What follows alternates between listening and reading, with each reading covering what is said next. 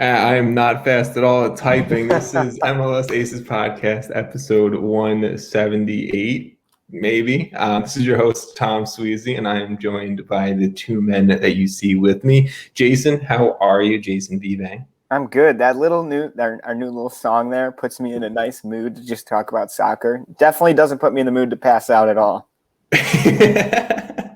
It's also my attempt at, giving me 30 seconds to, again, tweet out the live link. Not doing that. You gotta have it saved in your drafts. That's probably the smarter play. But also with me as I delay to tweet that out, Vaughn Pullman. Vaughn, how are you? I'm doing good. I can't wait to use that countdown for New Year's. That's going to be the New Year's countdown. We're going live. You're like, yeah, we're going live. Guys, I got the music for 30 seconds. It has to be 30 seconds before. This is going to be a relatively short recording that we're going to have on here with the three of us. If you guys are listening via podcast, then you're not even going to notice anything. It's going to be straight into an interview that I had with Taylor Rockwell of the Total Soccer Show. Pretty much at that point, I interviewed him earlier on in the week. We talked about the U.S. Olympic qualifiers against the Costa Rica and Dominican Republic.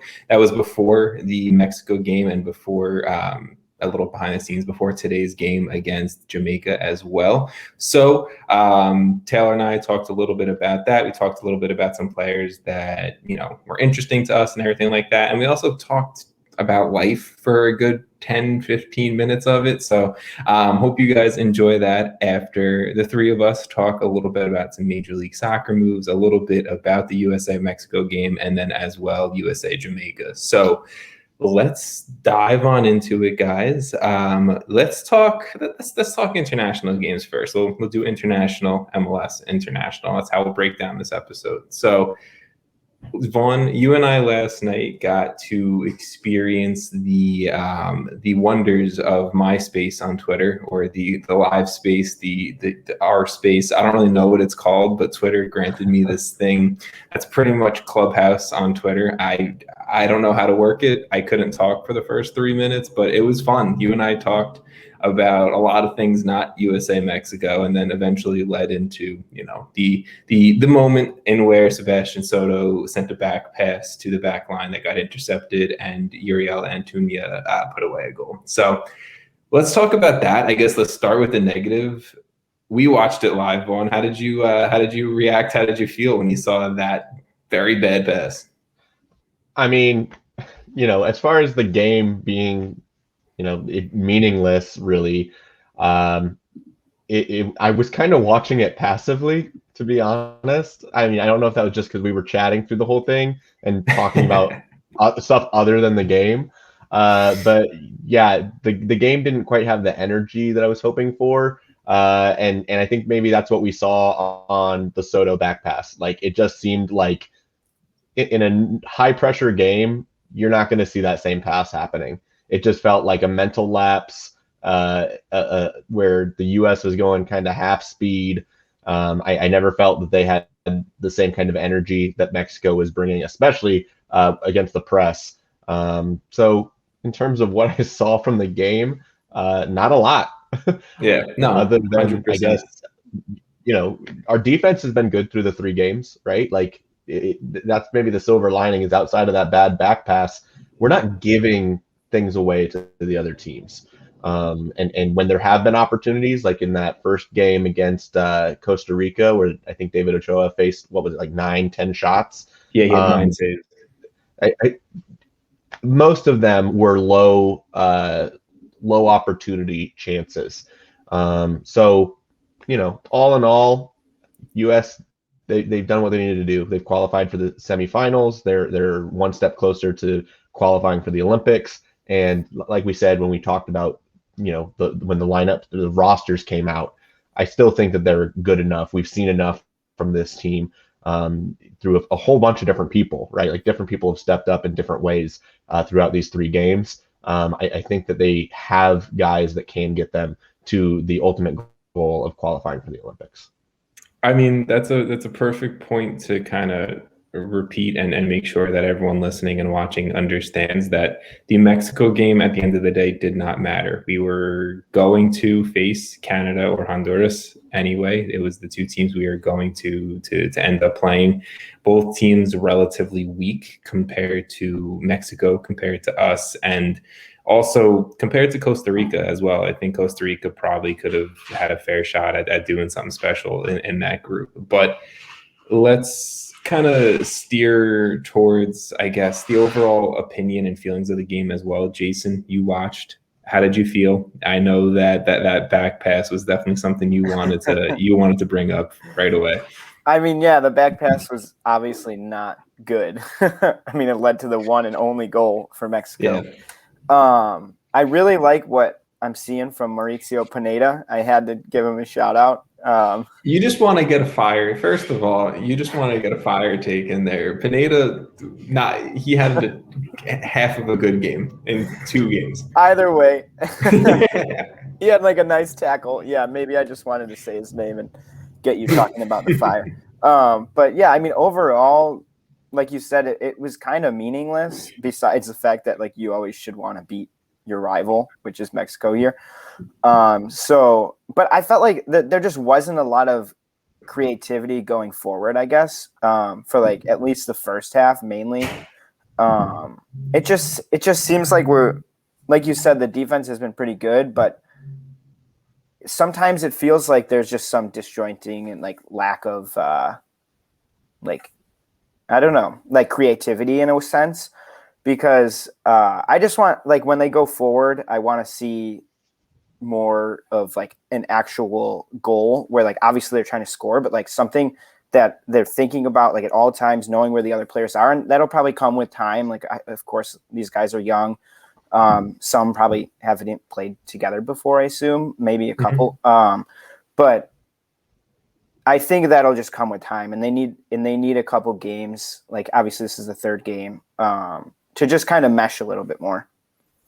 No, I think that coming off of, these guys, a lot of the Costa Rican players, a lot of the Canadian players, they're coming off non-active games where Mexico, a lot of these guys are playing actively in Liga MX right now, right? They're coming off of an off season, and that's a big thing that I think is going to continue to impact the U.S. Obviously, we have potentially 2 games left, hopefully 2 games left, because that means, we're going to the Olympics at that point. But it's just interesting, and I will give credit to this group that did very well overall throughout these first 3 games, and especially last night against Mexico, a group that didn't have arguably 4 of the best players within this team right now, with Jackson Ewell not starting, Justin Glad not starting, Jesus Ferreira not starting, and Sam Vines not starting as well. Outside of Ferreira, I'd say that Ewell, Vines, and Glad were arguably our 3 best players against the Dominican Republic and Costa Rica. And, Taylor Rockwell and I talked about that a little bit, so I'm not going to dive too much deep into that. So I kind of wanted to get your guys' opinions real quick. Jason, who's really impressed you so far throughout these first 3 games? And I guess kind of who's maybe, for lack of better word, shit the bed a little bit? I mean, ever since I've seen Sam Vines play, like I love it. With the US, like he seems to fit in so perfectly, and he really just knows what he's doing. I mean, obviously you just mentioned him and like you guys talked about him already, but overall I'm just really excited about him. Like I see like very long term, like he could become, like, obviously that position's like a little bit weaker. That's a super important role to fill, and if he can do that, whether he's starting or challenging to start or coming off the bench in the senior team, like no matter what, that's a plus. So, I mean, I'm a big Sam Vines fan. You'll find out later on this episode who else is also a big fan of Sam Vines. But Vaughn, I'll turn to you now. Yeah, well, I mean, I knew Sam Vines. I've you know for a while. Yeah, I've known him for a little while. Seen him a little bit closer with the Charlotte Independents. But in terms of who's impressed me through these 3 games, I don't think we've mentioned Hassani Dotson. He wasn't fantastic against Mexico, but we know his impact that he had on the field in the games against Costa Rica and the Dominican Republic.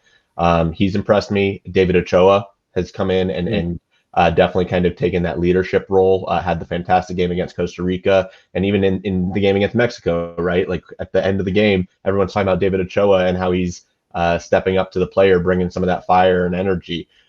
So those are two guys that have stood out to me.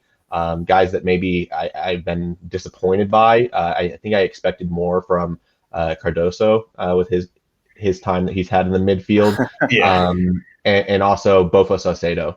I think one of the challenges that we saw was I think Saucedo was trying to be that main guy in the attack, right? Like he was trying to step up and be the guy where the ball comes to his feet and he tries to make something happen. And I think more often than not, he was getting stonewalled consistently. Yeah. He wasn't winning those one-on-one duels when he had the ball at his feet. And I think he was starting to grow frustrated with not getting those things connecting. So I'd say those are the two guys that maybe on another day or another window, we would be seeing more production out of. And I think they've just kind of missed it a little bit here through these 3 games.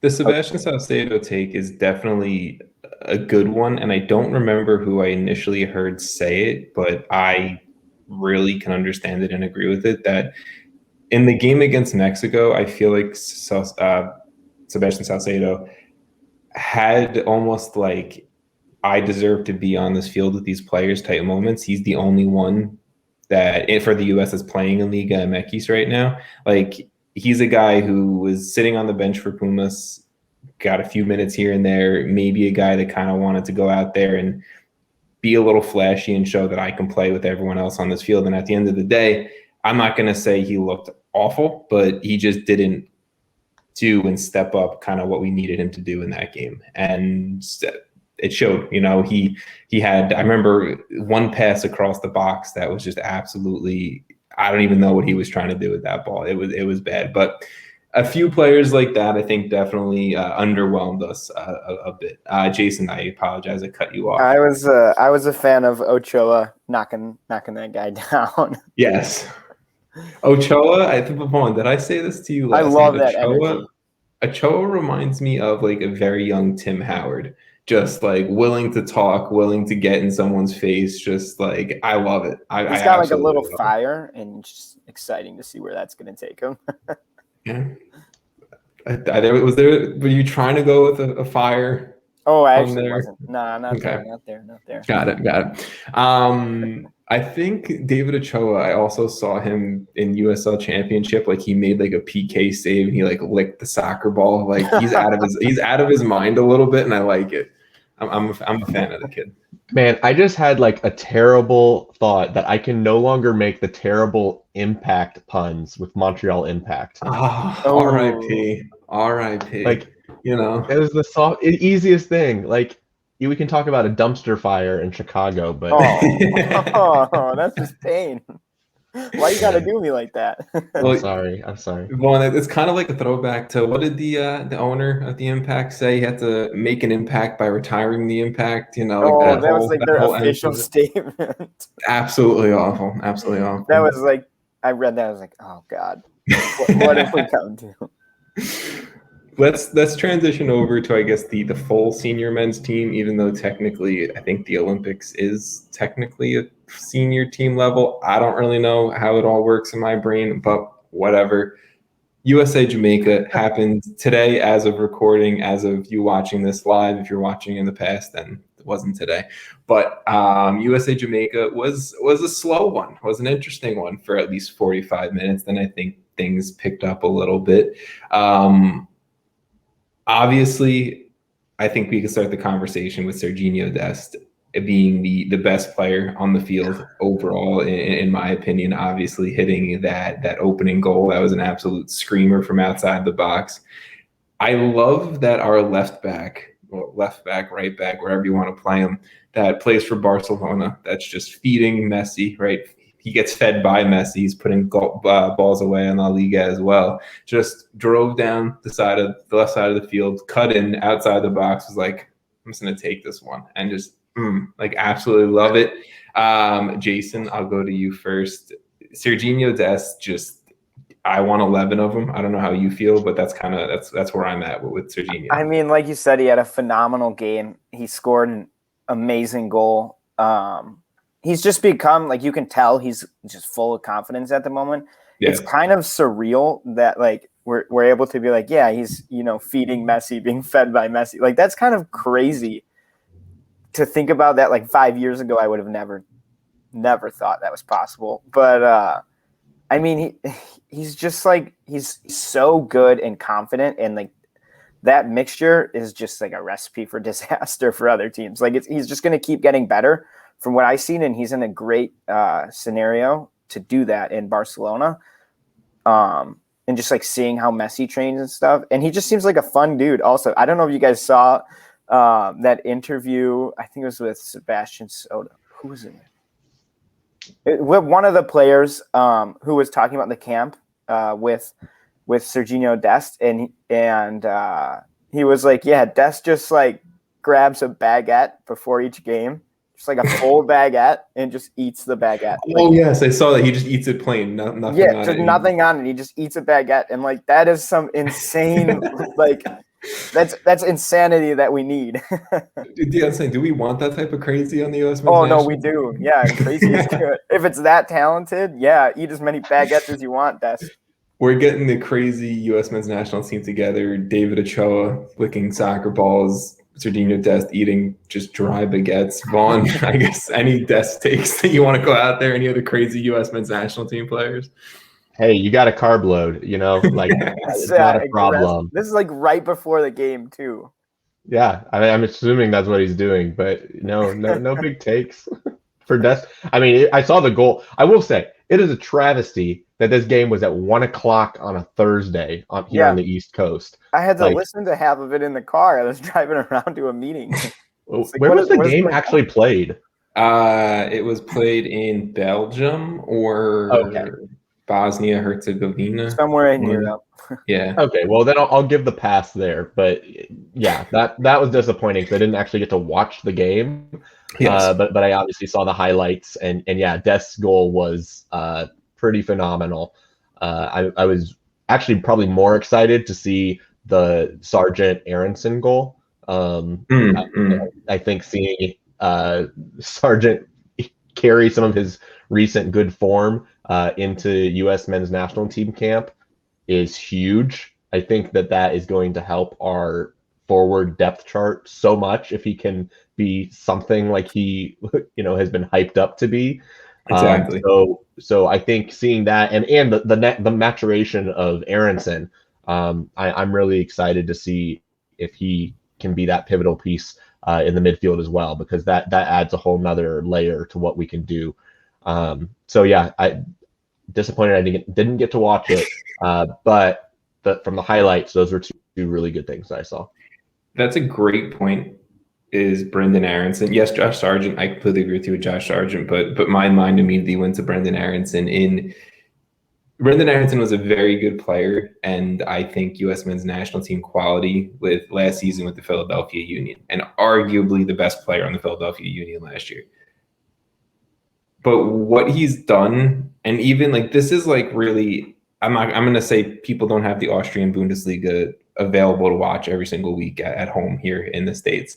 So really getting to watch him today was a big moment, and kind of seeing how he's developed since joining Salzburg under Jesse Marsch. And he looked like him, like elevated to a whole nother level. And it's fantastic that we can have someone like him starting in the midfield, right? Potentially starting in the midfield.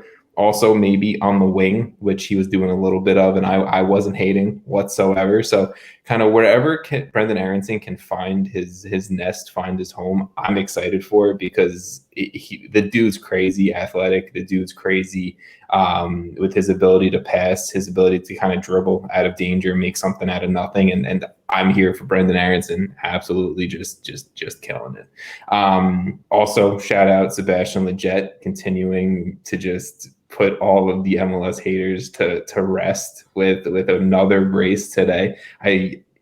Sebastian Lletget has never had a poor game for the U.S. men's national team, and that should continue with him in a starting role until he has a bad game. That's just a fact in my brain. But Any other takes about this USA Jamaica game? Obviously, 4-1. The one goal against us was just on a break. Wasn't a lot of great pressure. Wasn't a lot of great defensive work on the break, but it is what it is there. Do you guys have any other takes you want to go for? Yeah, the only other thing is I can't tell you how happy it is to see Kellen Acosta out there because I absolutely love him and I've always wanted to see him do well. Friend of the pod. And I was just so excited to see him out there. And it sounds like he did pretty well. Yeah, for having to step up and play an emergency number 6 with no Tyler Adams there, I'll take it. At this point, the number 6 depth chart, we talked about Johnny a little bit before not being too great. It's not too deep. It's Tyler Adams. It's Jackson Ewell. Kellen Acosta wants to come up with a ton of CONCACAF experience because he does have a ton of CONCACAF experience. He scored in the Azteca against Mexico. I interviewed him the few weeks after that goal or a week after that goal. So go back and listen to that from like 3 years ago, but still very cool dude, very good player. I'm excited to have him back in U.S. men's national team camp. It wasn't all positives today. I don't want to dive super deep into it, but Reggie Cannon, we need you to step that performance up. Christian Pulisic, we need you to step that performance up. I want a quick take, or I guess a quick opinion from you guys on this. After the game in that kind of Twitter conversation clubhouse thing, Matt Doyle and David Goss from Extra Time, they were chatting a bit after the game. They were talking about, I'm going to synthesize it as quick as I can, that Christian Pulisic is almost like part of that old U.S. men's national team that failed to qualify for the Olympics. Like, that was the team that he came up with, team broke out with, right? Like the Jermaine Joneses, Michael Bradley's, Josies of the world, whatever. His last game was over a year ago when we got embarrassed by Canada, and he's never really had, due to injury, due to being at Chelsea, due to whatever, he's never really had a full camp or a full tournament or full set of games to really adapt and play international soccer with Tyler Adams, Weston McKennie, Yunus Musa, Serginho Dest, John Brooks, maybe Brooks because whatever, but you get what I'm saying. Does Pulisic need time to adapt to this U.S. men's national team that at the end of the day isn't all about this up-and-coming 18-year-old kid playing at Borussia Dortmund? Or is he kind of maybe potentially not the same Christian Pulisic we expected him to be? I don't know. There's a very interesting thought process here. Vaughn, I see you nodding a bit. I'll go to you first. Yeah, I mean, I was actually going to comment before you even brought up Pulisic that I saw somebody, I don't remember who it was, after the game on Twitter, talking about, there was a point in time where if Pulisic wasn't on the field or if he had a bad game, that was going to make or break this national team. Yeah, I think that it is amazing how quickly the pool has gotten stronger, where we're not Pulisic dependent. Pulisic only. Pulisic only. Yeah. I think, and even now, right? Like there's guys like McKennie that aren't out there, and we're able to bring in a guy like Yunus Musa that we were talking about, and he's able to step right in and be a key contributor. Like we're winning some of these dual national signings in getting them to join the team. I think we have a true identity. I think that was one of the biggest frustrations post Klinsmann. Like once you went into Arena and then into Dave Sarakan, like there wasn't an identity. Like it felt like we were like fighting for a style. I feel like under Berhalter, it is clear what we're trying to do. Yes. Right. And I think the players are thriving with that clarity. And I think in general, we have a really good crop of people coming up through the national team ranks.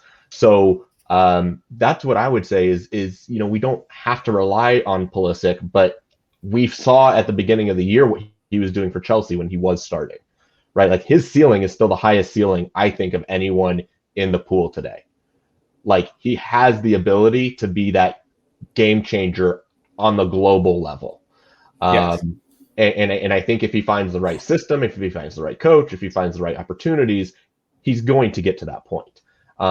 Where he's bridging the gap between the U.S. men's national team of old and this new age of the U.S. men's national team. We're lacking that Landon Donovan, Clint Dempsey, even like a Tim Howard, Michael Bradley. Like those were the guys that game in and game out, you knew that they were going to be in the roster for 12 years? Like, yeah, no. And they were the guys. Like it was going to go through them, and the success was going to be them scoring goals on the biggest stage. Right now, it feels much more like by committee, and I feel like that is a good thing for the U.S. men's national team because it's by committee, but I think there's a lot of belief and trust in that committee. That was a lot there. Jason, I'm gonna let you go, and then I'm gonna condense thoughts. Okay. So I actually have two things, kind of an answer to both of those like questions. So I think just from a Pulisic's like actual on-field play, I think like just the caliber of player has gotten better. Like, so the entire team has risen up, I'd say at least like a notch or whatever, imaginary notch. Yeah. But that would make like, if Pulisic was here and the rest of the team is here, it's pretty obvious when Pulisic is doing well, very clear, like, wow, this kid is awesome. He's young. He's, the best player on the team. Like Vaughn said, the US went if he was good. So like, as that bar kind of narrowed now, like if Pulisic is playing at his peak and everyone else is, like, it's pretty close. Like Vaughn said, like he's got a massive ceiling. Like this, he's still what, 22. He's turning 23 soon. Yeah, like he's so young. He's 3 years younger than me. So like it's really not like he's very young. There's a lot he can grow in, and I also think like the atmosphere from an like in the locker room type of thing is so different. Just from like someone who has no idea what's going on like behind closed doors, like what we get from this team, like the stories and it seems like the Instagram and like all their accounts they're pretty lively, especially when they're all together and they're supporting each other on different posts. It's just drastically different. And Pulisic has been in some camps, like mainly a little bit injured or not for like the full thing, like you said. But I feel like this would be almost a shock from where we were to where we are now with just like the absolute, like the player atmosphere. And they seem like pretty close friends. And Pulisic is definitely in that, like he'd probably text these guys a lot. But like when you actually get into the camp, when you're like with these guys in the same hotels, every day, I think it could be of like, whoa, like this is the new U.S. men's national team. It just almost feels like, and this kind of like your talk there, Jason, kind of led me to this, that he came up and grew up with the U.S. men's national team where he almost couldn't trust the guys around him to get the job done because they weren't on the same caliber that he was. And that's no shot at any of those old players, right? But a 30-whatever-year-old Clint Dempsey, a 30-whatever-year-old Donovan, Jones, Cameron, late 20s Josie is not the same thing we see today of Serginho Dest, of Giovanni Reyna, of Brendan Aronson, of Yunus Musa, Weston McKennie. They're just not the same caliber players. You're looking at a peak of those players being Fulham, to a peak of Barcelona, Juventus, Barcelona, Chelsea. It almost feels like to me that Pulisic is still the best player on this roster, is still the most talented player on this roster, and Vaughn, like you said, still has the highest peak on this roster. I just feel like he needs to play in a major tournament with one of these guys because he's never played in a major tournament for the U.S. men's national team. He's never scored a goal against any type of competitive opponent for the U.S. men's national team. And that's the one thing that worries me about Christian Pulisic is the experience and the exposure he's had at the U.S. men's national team level just hasn't been there. And he's been within our team for 5 years now. But I think that's the big thing, right? Like you look at this roster, And I don't know so much, like, we know that the goal for 22 is like, let's not fail to qualify again. Like, let's actually get in. And I think we are good enough to do that.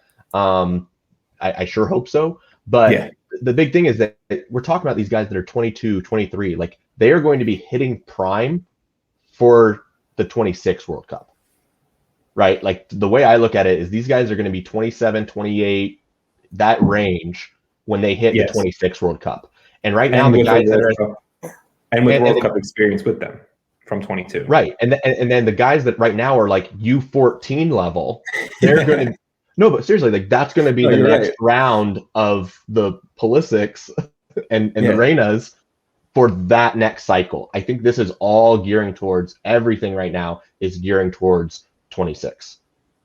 Yeah, I mean, if you listen to Bruce Arena on Extra Time, you're an idiot if you think the U.S. men's national team has any chance of winning the 2022 World Cup. So that's hope they win 26.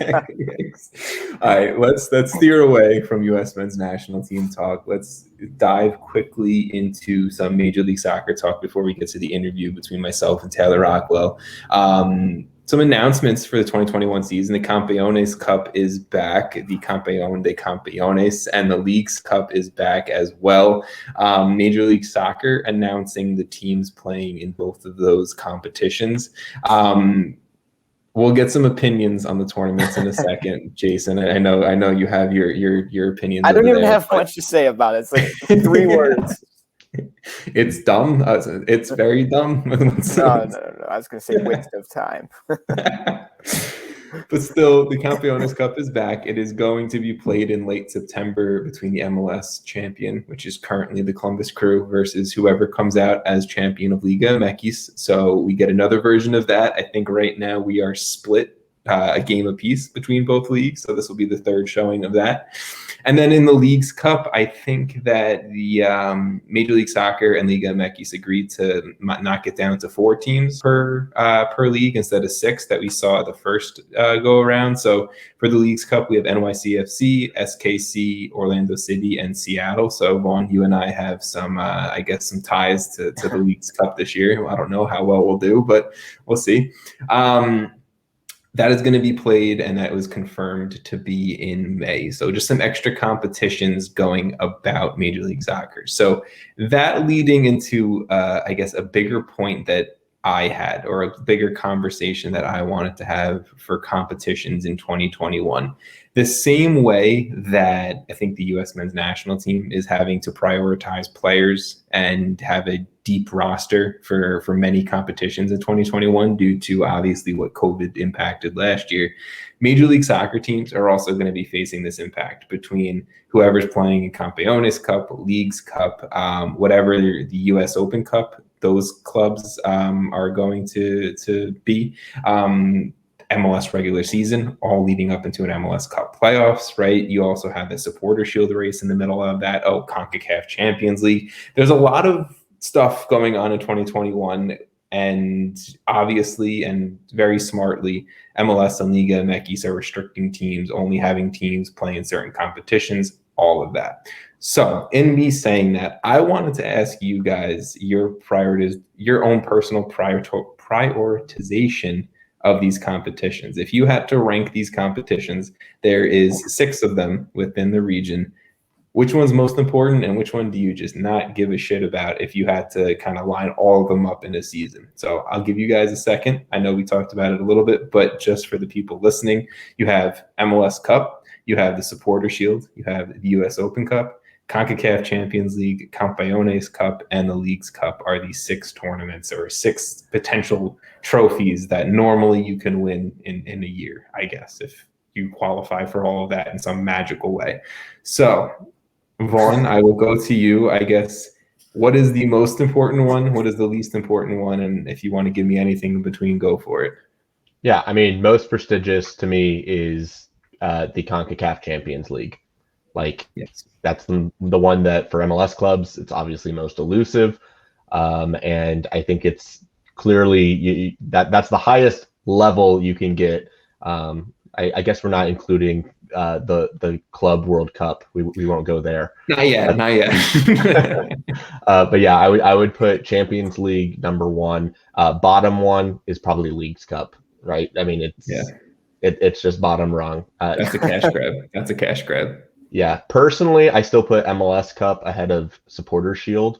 I don't know if that's just because I'm a Sporting KC fan, and I can say that we've won some MLS Cups, and we've got one Supporter Shield. But to me, the excitement of the playoffs and that end win is a much bigger feeling to me than seeing a team lift Supporter Shield. So I can agree with you that CONCACAF Champions League definitely tops my list, and Leagues Cup is bottom of mine. Sam would disagree with you. We learned that a few months ago, that Sam does not think CONCACAF Champions League is the most prestigious. Or Jason, was that you or was Sam? That was a while ago, man.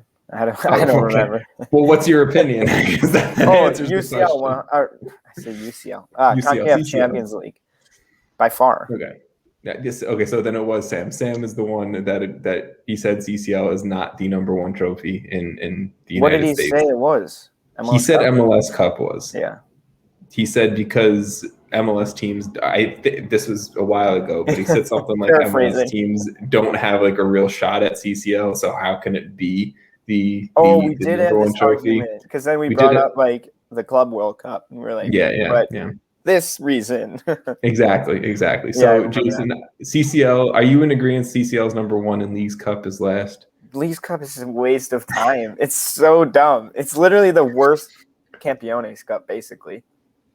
I like the idea of a Campeones Cup. It's not a tournament. I don't mind that. It's a one game. I don't mind that. That's let them play that. That's fine.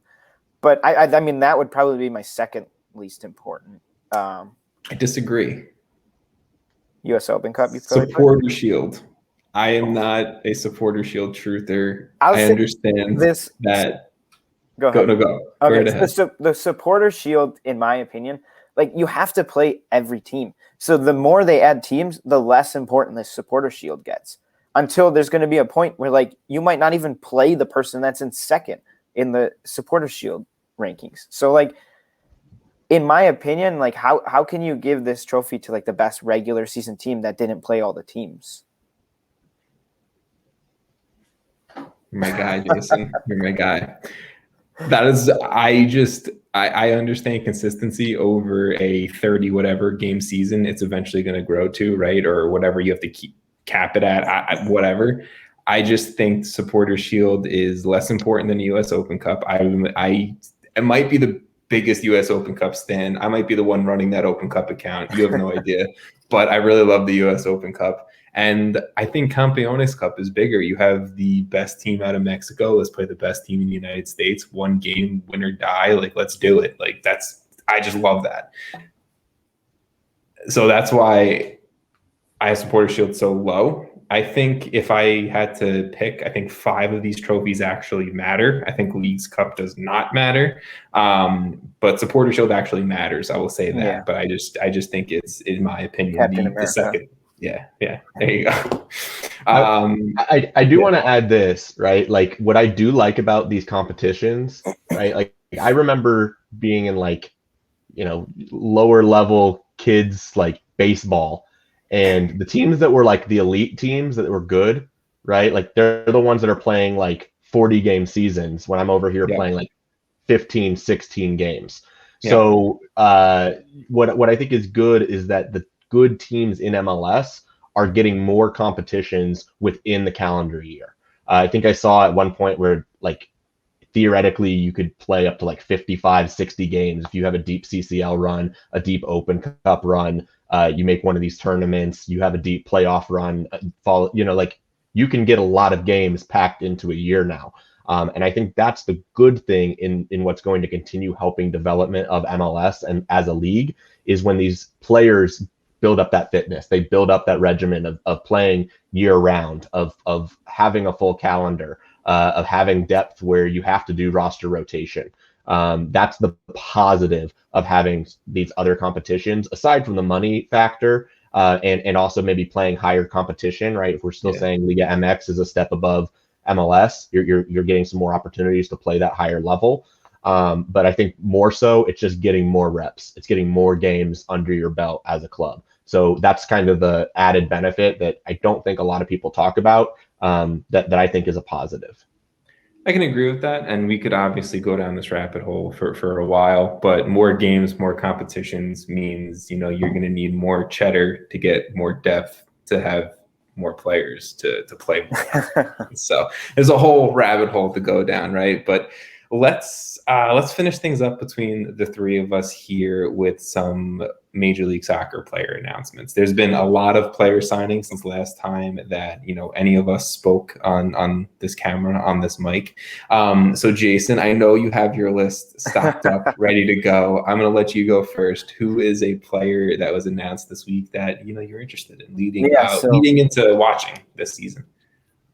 Yeah, so actually, I'll go with a DC United pickup. They got, actually, I think it was today, Nigel Roberta. I don't know if you say the age. You got it. He's 23 years old, and he came from the Bulgarian First Division. The team was PFC Levski Sofia, where he had 39 games, 20 goals, and 8 assists. He's joining Ola Kamara and Jordi Reyna. So already, this attack, I think, is going to be pretty solid. But I mean, I haven't watched this Nigel. You don't watch the Bulgarian First Division? No.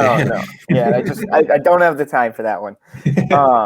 But he came from Feyenoord's academy in Holland. I believe that's a Holland team. Yes. But so this guy, he seems legit, and 20 goals and 8 assists over 39 games is impressive. So if he can get 20 goals with DC, that's a great move. So, I mean, yeah, I'm really interested to see how he does and how he can help DC. Yeah, I don't know if 20 goals in the Bulgarian First Division is equal to 20 goals in Major League. 29 goals is equal to, so maybe 29 goals in Bulgaria is 20 goals in Major League Soccer. That's the no, he did have 20. I lied. Never mind. Whatever. Still, at the end of the day, I like the move because DC needed striker help. So good choice there, Jason. Vaughn, do you have any takes on the Bulgarian First Division or maybe another MLS player to talk about? Yeah, I've got no takes on the Bulgarian First Division. I don't think I've seen a minute of the league, so I can't say anything. I haven't even watched a highlight of it. I know. No, there's probably an ESPN top 10 play from 20 years ago. I think I don't even know exactly where Bulgaria is, if I'm being completely honest. You're right. Yeah, Jason, thank you. Got you. Then just spin the country and drop your finger, and it's is that it? Maybe. It's somewhere in there, But in terms of another signing, Kelvin Leerdam is going to be a great fit for Inter Seattle. Inter Seattle. I think Leerdam is at his best. He is one of the better outside backs in the league. And we didn't always see that from him last year. But between Leerdam and Jovan Jones, I started looking at what this Inter Miami team is looking like, and they actually look pretty solid. I know there's some people that aren't buying into that yet, but what I'm seeing is this team could be legitimately competitive. So I'm curious to see what Phil Neville can do with all of those pieces and all those personalities and if they can build a style. But to me, I'm looking at the roster and I'm like, they've got 3 really good center backs. Are they going to go with a 3-5-2 and have a back line of LGP, Nico Figal, and Shawcross? Absolutely could happen. And then you've got the outside backs now here with guys like Leerdam and Jones. A midfield that's got Matuidi and you've got Lewis Morgan that could be out there, Pizarro, and you got the Higuain brothers still on the roster. Are you previewing this team? You're just I'm just saying, they're so well done. I'm sold. No, I just started living through the roster, and we aren't even talking about Kieran Gibbs that looks like he's coming in. So that all of a sudden I'm looking at this roster and like scared. they could be pretty good, guys. We will be doing previews soon. Inter Miami is one that I feel like we're going to have a little I can't think of words, non-agreement, disagreement. Disagreement on that. Was good. Not non-agreement. New vocabulary. In the moves that they've made, to me, it seems like Bex is calling on all his old boys from the Premier League and Gibbs and Shawcross and all of them. He's like, come on down to Florida and let's go potentially win some games. But we'll see. I think it's going to be a lot falling on the shoulders of Higuain, how many goals he can score. Can Pizarro step it up? Can, Matuidi not have Dax McCarty burning by him? And that's pretty much, I guess, where this Inter Miami squad falls. But I do really like the Kelvin Leardon pickup. I like the Jovan Jones pickup, and we'll see what Kieran Gibbs can bring in the summer, because that's going to be that's an interesting one to me. But cool. Okay, the last move that I want to talk about, I'm going to butcher this name, so I'm going to be reading it while I say it. Arnor Ingvi Traustin from Malmo to the Revolution. I'm so sorry to Arnor that I just butchered the shit out of that.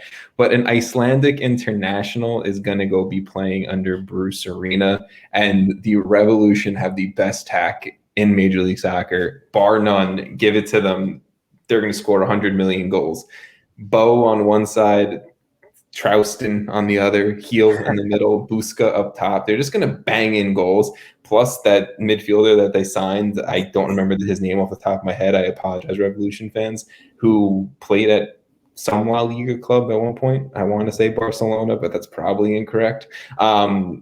The Revolution are filthy. They only upgraded, and I think I'm really liking them. I'm not trying to do a season preview over here about the Revolution either, but this move of bringing in Traustin, coming from Malmo, very high-profile club over in Europe, right? A club that produces talent, a dude who is around the Iceland national team, and a guy who's won trophies, a guy who's scored a shit ton of goals in his career, and a guy who's also been able to produce within his assist numbers as well, coming out on the wing. I don't see where the Revolution haven't hit this offseason. So that's my pick for this week. That's good. And the midfielder you were thinking of was I forgot that New England replaced Wilfried Zahibo with another Wilfred. It's Wilfred Kaptoum. There we go, Kaptoum. Do you know what La Liga club he played at? No. Okay. Well, that would have been some help. I'm gonna do quick Googling, really bad podcasting. Wilfred Kaptoum, Cameroonian. How to spell his name? Oh, here he played at Barcelona. There we go. Let's go. Played at Barcelona B. Never made an appearance for Barcelona. Then Real Betis. So, what's up? That's all I got about that dude. So, wait, did he not get a single appearance? Well, according to Wikipedia, he didn't. Transfermarkt usually gives you more detailed, like. Wikipedia. It says Barca. It's funny because it lists it 2015 to 2016, 0 appearances. Yeah, that's it. Just none. But he came up through the Barcelona system, so watch out. Guy's going to turn it on. That's all I got between the three of us. I'm glad with some of the conversation we had, and I expected this conversation to go 20 minutes, and we're at about 48 minutes. So typical us fashion. Jason, Vaughn, do you have any final takes about Major League Soccer, about U.S. men's national team? Jason, I like your hoodie. About any of that before we wrap up? I mean, no. We've got the schedule release, so that's exciting. True. Is it? I think it's exciting.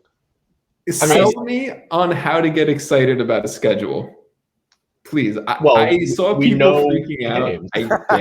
I get it. I get we know the start date, we get the opening games, but like, it's still a month away. I have a time and a place and a date. Yeah, but I can be like, hey, this might be the week that I go down to Atlanta to try to catch a game. This is when I might go up to DC and try to catch a game, right? Like, Sporting Kansas City is not coming anywhere nearby Charlotte, North Carolina, so not going to catch them this year, I don't think. But that's where I think it's exciting, right? Like, you get to map out your road trips. Well, I guess I'm talking as one person who doesn't have MLS in my market yet. I guess for someone who's proactive in planning things, that's awesome. I am Yeah, it goes. not I don't even really proactive. pay attention to it. My God, I mean, they're gonna play these couple teams. Like, it is what it is. I'll look at it when I really start going into detail. Vaughn, you're talking to the wrong crowd. Is pretty much what you're getting at here. So I get it for people listening. I get it. Be excited. The schedule dropped. You're just not going to get me Pumped. freaking out about schedule. Oh, I have something to add. Yes. Separately, everyone should vote in our March Madness MLS Aces edition. Yes. I think you're putting those out with the games. I think each round. I don't know, but the poll come out on Twitter. So every single, it's pretty much been like every 3 days. I've been putting out a blog of the MLS Aces March Madness edition. A good poll there, Jason. Thank you. Hey, it was fun to do. I want people to actually see it. So that, we have some of the best moments from Major League Soccer from 1996 all the way to today that we all kind of drafted. We including ranked them. RFK Raccoons. Jason's pulling really hard for his RFK I'm Raccoons. boosting them up, but I don't know. Those Cinderella Raccoons. It looks like they might not have a good week this last one. I didn't see the final results, So check it out on MLSAces.com. You can always go out there and check any new blogs we have. But every about 2-3 days, I've been updating the site with a blog piece about kind of where everything sits. In that blog piece, there's a link to the live Google Doc where the live bracket is. You can always see the live bracket. You can see all the seedings, who we drafted, how we drafted them, how we ranked them, all of that such. So there's a Producen Vaughnders conference, a Timbers Jason conference, an Uncle Daddy Sam conference, and a Tom Sweezy conference. I don't have a nickname, so I don't have that there. But super fun. Check it out. We've had over 2,000 votes so far, so I really appreciate everyone who's voted. That was really, really cool. Let's keep the votes going. Right now, we're in the I think we're in this Elite Eight, if I'm doing that correctly. So Elite 8 voting should be out soon. I will type it up tonight and not be lazy. So thank you, Jason, for keeping me honest with that. And if you guys are still listening, thank you. This is going to be leading into a conversation that I had with Taylor Rockwell of the Total Soccer Show.